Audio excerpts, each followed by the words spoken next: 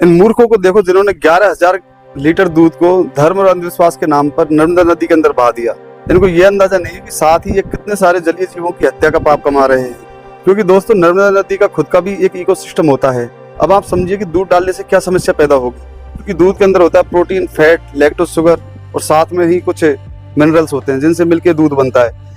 इसलिए हजारों लीटर दूध जब एक साथ पानी के अंदर जाएगा तो पानी के अंदर जो बैक्टीरिया वो कुछ समय बाद में दूध को तोड़ना शुरू कर देते हैं, मतलब सड़ाना शुरू कर देते हैं।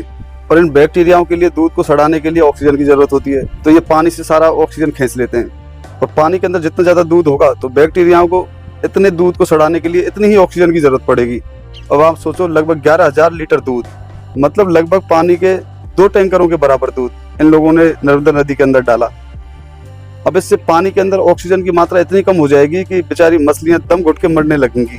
क्योंकि मछलियां जो होती हैं वो पानी के अंदर अपने गलफड़ों के द्वारा ऑक्सीजन ही लेती हैं, जिसकी वजह से वो जीवित रहती हैं। और जब ये मछलियां मरेंगी तो ये मछलियां भी सड़ने लगेंगी। और जब कोई ऑर्गेनिक मैटर सड़ने लगता है तो पानी के अंदर अमोनिया, मीथेन, सल्फर जैसी गैसें बनने लगती हैं, जिससे पानी के अंदर बहुत बुरी बदबू आने लगती है।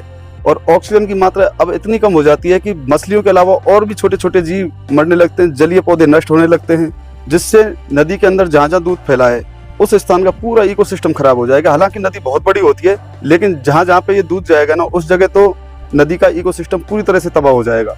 दोस्तों बताइए, ऐसी अंधश्रद्धा पर क्या कहना है आपका, कमेंट करके जरूर बताइएगा। और हमारे चैनल को लाइक और सब्सक्राइब कीजिए। धन्यवाद।